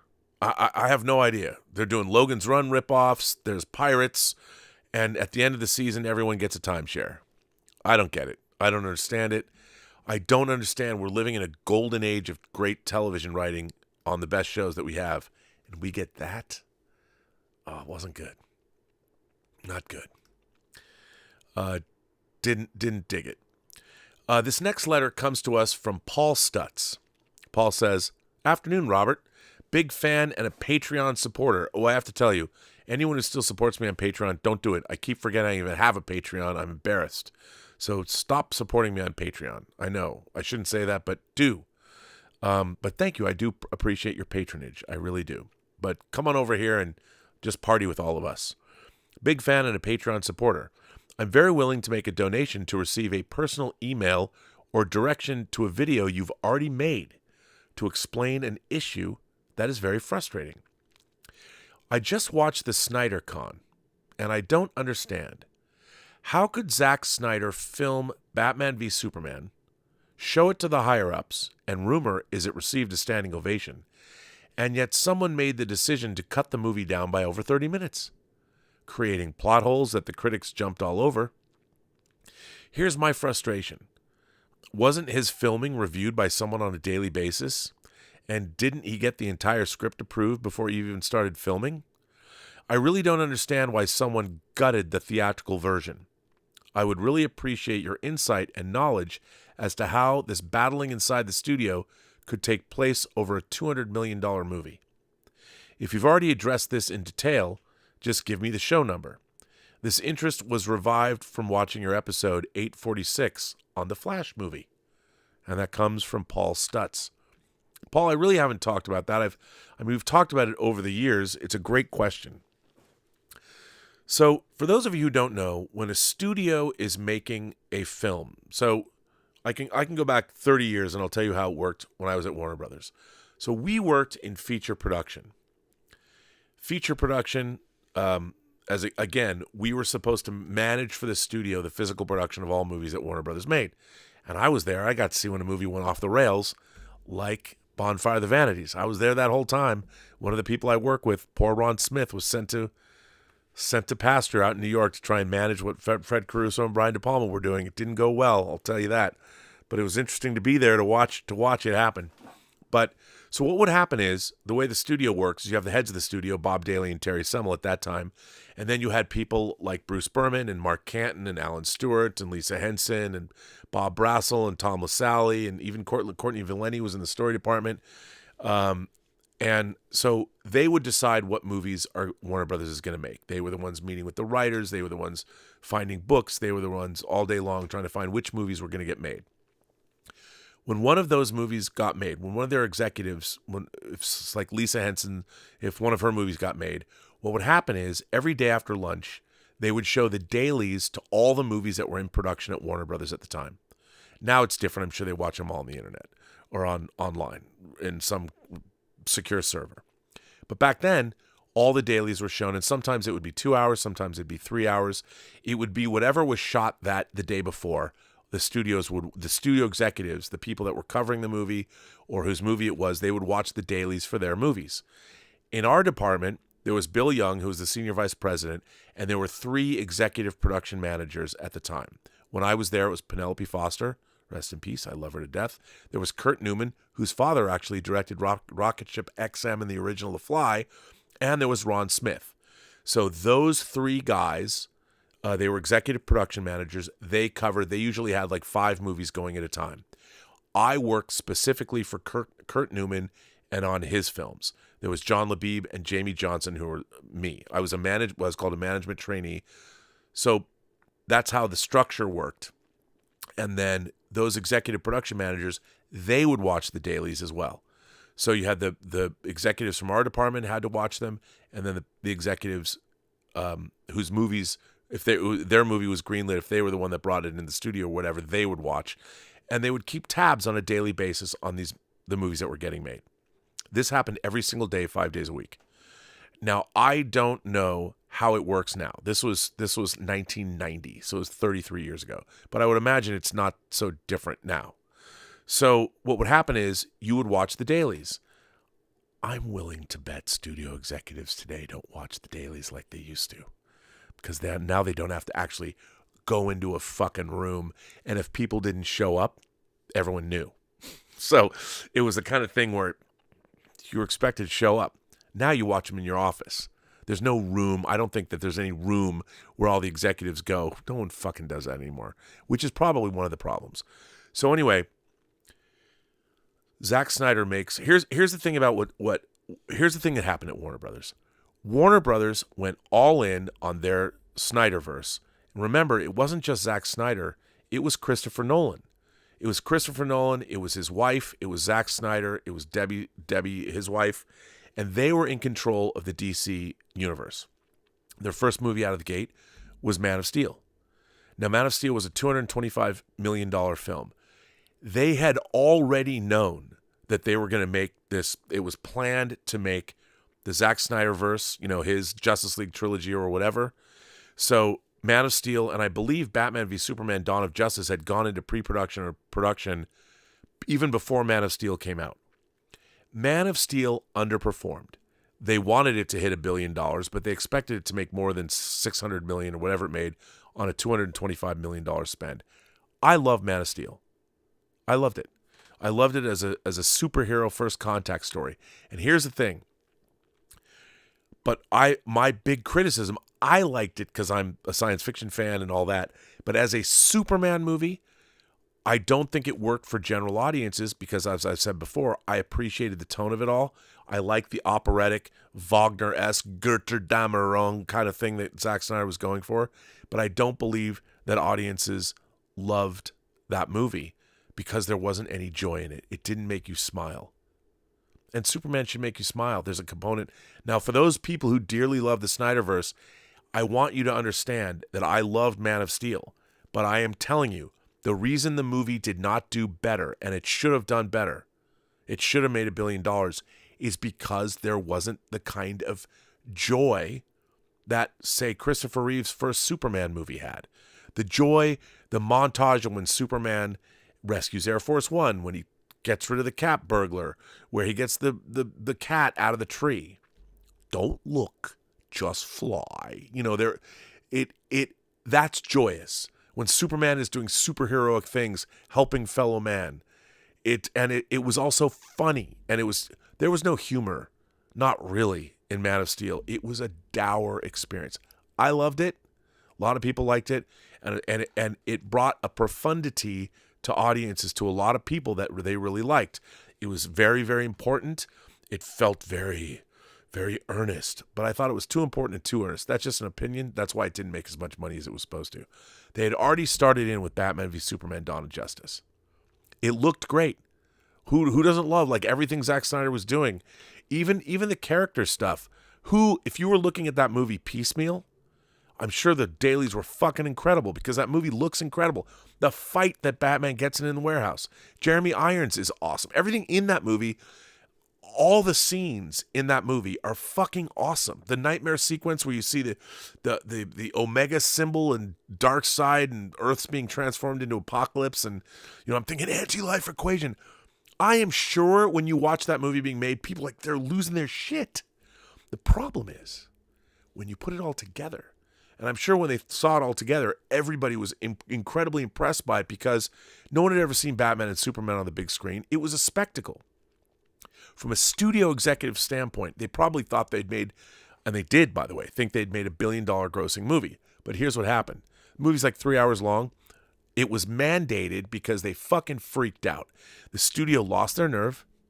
They lost their nerve because Man of Steel had underperformed. There was a couple of things going against them. And they balked. They're like, we can't release an almost 3-hour movie. So they told Zack Snyder, who's a team fucking player. Remember, Zack Snyder's the man who made 3 different versions of Watchmen for the studio. The theatrical version, the director's cut, and the ultimate edition. And Zack Snyder's like, yeah, that's cool, man. I'll release him on home video. The guy's a team player. Nothing if not a team player. And his multiple versions of his movies, he's all cool, right? But when he tries to be a team player, what I'm sure the studio notes were or whatever, he gets to the point where, okay, I've got to cut it down, but it'll be fine because I get to release my version, the ultimate version, on home video. The movie comes out and it does not make, it made like people are like, well, Rob, it made $800 million. There are rumors that movie with marketing cost $450 million. I don't know if that's true, but that's why the movie should have made, they thought for sure that movie was going to make $1.5 billion. That's what the studio thought they were going to get. It made half that. And I'm sure that movie was not profitable. I'm willing to bet you that Batman v Superman: Dawn of Justice, or if it was profitable, it was $20 million profitable. I don't know if that's true. But that movie, talk about a movie, that is not a 4-quadrant movie. If I had kids, you know what? Any kid 10 years or younger I would imagine they'd be a pile of blubbering of sadness. That movie, Superman dies. Luthor gives a glass of piss to Holly Hunter before blowing her up. That movie, it ends with how many tens of thousands of people died in Metropolis. I can't even imagine how many people died in that movie. And I still liked it. I like the Ultimate Edition much better. But oh my God, talk about Ragnarok or whatever. Talk about a movie that makes people want to kill themselves. Talk about that movie. That movie has no joy in it at all. None. Zero.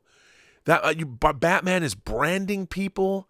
And it's not that I don't like it and I don't appreciate it, but the people that made that movie, they balked. And the reason look, I think if you looked at that movie in pieces when it was getting made, you must have thought you made the greatest movie ever, because visually it's striking. It's amazing. That Batman fight alone. Can you imagine watching those dailies for the first time going, holy shit? Everything in that movie. Gal Gadot as Wonder Woman, when you at that party. Shit, man, I would have watched an entire movie. I want to see a heart-to-heart movie with Ben Affleck's Bruce Wayne and Gal Gadot's Wonder Woman. They're never in costume. They just travel around the world looking fabulous, solving crimes. And they have a torrid love affair. I want to see that movie. I would watch that movie. If Zack Snyder came back, and I don't need to see the Justice League fight Darkseid again. I don't. Give me Zack Snyder. Give me the Bruce Wayne, Diana Prince story. Give me that movie.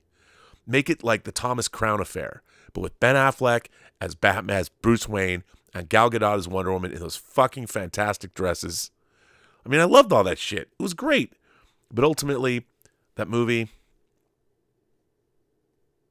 I watch all the time, to be honest. But oh my God, if I was an 8-year-old kid, would that make me like Superman and Batman? I don't think so. And that's the problem with the film. So the studio executives, because they don't know the difference. Ivy League educated business people, they don't know the difference. And that's, I'll tell you something, that's what James Gunn is going to bring to the new DC. He's going to bring happiness and joy to his Superman. Now, is it going to be too goofy? That remains to be seen. But I'll tell you one thing. He's going to put a smile on your face. And that's what Zack Snyder, there's a certain subset of human beings, and I'm one of them, that enjoyed Zack Snyder's movies. And I love fucking Zack Snyder's Justice League. But again, not fun experiences. Not fun. Gotta have fun. Superman's fun. And on that note, let me make sure I've caught up with everyone here.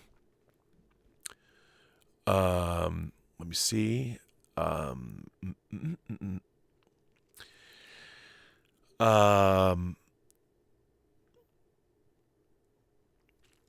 Wow, let me see. Let me go back. There's a lot. Oh, Simon Throg, son of Walt, says Paramount needs JJ to make a solid Star Trek theatrical remake of Wrath of Khan. Oh, wait, did I say solid? No. Can you imagine? I mean, Star Trek Into Darkness is not just the worst Star Trek movie ever made. It's also one of the worst science fiction movies ever made. It defines the word dunderheaded. I mean, my God. Duncan Patilla says, are you going to pick up the restored Blu-ray of Stone Cold from Kino Lorber? Bro. That came out this week. Let me ask you a question. If you've ever watched this show for any length of time, you must know that I worship at the altar of Craig Baxley's Stone Cold. I mean, Lance Henriksen delivering one of his best performances. Brian Bosworth tearing it up, early 90s style.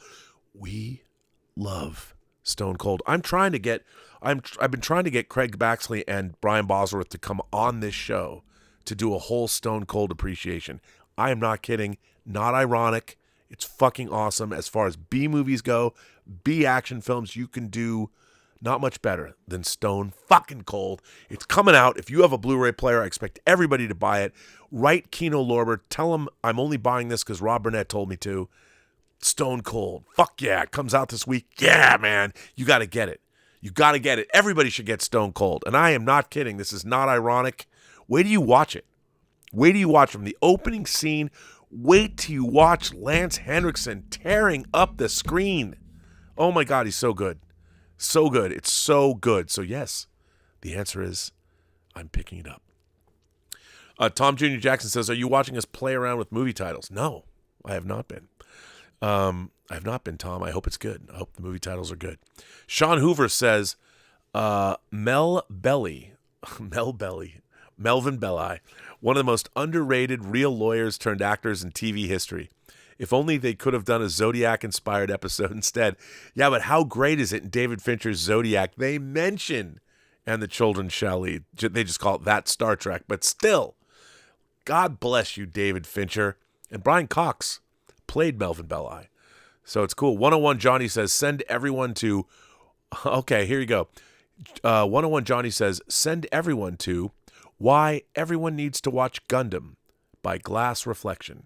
Okay, everybody, put into your Google search right now, quote, Why Everyone Needs to Watch Gundam by Glass Reflection. And I already know Glass Reflection is right. Zachary Zarvo says, it's my birthday, Rob. Well, happy birthday to you. Happy birthday to you. Happy birthday, dear Zachary. Happy birthday to you. Will you be doing any meetups soon? Maybe. I was actually thinking about, I'll tell you something. I was thinking about doing a meetup, actually. Gary Beekler's Nerdrotic, Gary Beekler Nerdrotic, his meetup in Vegas was a lot of fun. I don't know if I can buy everybody a drink and a taco, but like he does. But I would like to have a meetup. And my birthday is on Monday. That's right, Monday, my birthday. Also, I did send an email. Please let me know if you got it. Thank you. I think I did get it, but I will have to check. 101 Johnny says, a thought about Snyder. Like what you said at the start of the show, Snyder tried to take the IP to new places. He did. Returns had tried the old school style. What could Snyder have done differently, do you think, with that in mind? You know what? I think, okay, the only thing that I would have added was a little bit more light humor. I mean, you got a little bit of that with Alfred and Batman's relationship, but everything else was so dour. I think it needed more, like Superman needs more, you know, with the banter between Perry White and Lois Lane. I mean, Lois Lane, if you look at, I love all the Superman stuff in Richard Donner's Superman the movie, which got re-released this week on 4K. I think that's the way to do it. You know, you've got to have the like the 40s, that 40s pitter patter that they had. I mean, you needed more of that. The problem with Zack Snyder's superhero movies is that they're oppressively serious. And superhero movies are inherently goofy. I mean, and that's what Marvel understands. You can have a movie like Captain America, the Winter Soldier, which is one of the best Marvel movies. But if you look at that opening incredible scene when they assault the boat, the ship at sea, what is Black Widow? Black Widow's talking about Captain America's dating life. And it's goofy but fun. It's a fun conversation that coworkers would have. It's just that it's even funnier because it's Captain America and Black Widow. That's what people need more of in Zack Snyder's movies. I mean, look, Watchmen is oppressive and it's about the end of the world. But Batman v Superman: Dawn of Justice, well, that was actually about the end of the world too because of so was Man of Steel. And so is Justice League. So when you're making 3 movies about the end of the world, you got to lighten them up because you just do. Ladies and gentlemen, boys and girls, this is the end of Robservations, episode 855. I want to thank everybody for generously supporting this channel via super chats and tips. I want to thank everybody who writes letters. And again, if you want to write a letter, just write down there, www.postgeeksingularity.com. Write me a letter. And of course, I want to thank Tom Jr. Jackson for being a great moderator. I don't know if there were any other moderators here, but I'm really enjoying doing these Robservations episodes with you.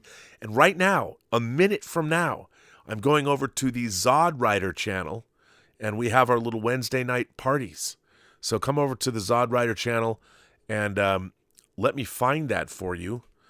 And I will send you the link, and we can continue the party over there. And because it's always fun over at the Zod Rider show. And I don't know why, for whatever reason, I am not able to, suddenly can't work. But go over to Zod Rider, and I'll find it. I'll find it for you somewhere. And on that note, every person you meet has a story to tell that you have yet to hear. And all you have to do is listen. And with that, I would say to all of you, have a better night. Have a better day. There is great stuff coming. There is wonder in the world still to be had. We do live in a time of wonders. We also live in a time of craziness. But you know what? When have we not? But if you choose to look for the good, it's right out there. It's, right next to the terrible. But hey, isn't that the way it's always been? I speak for the users.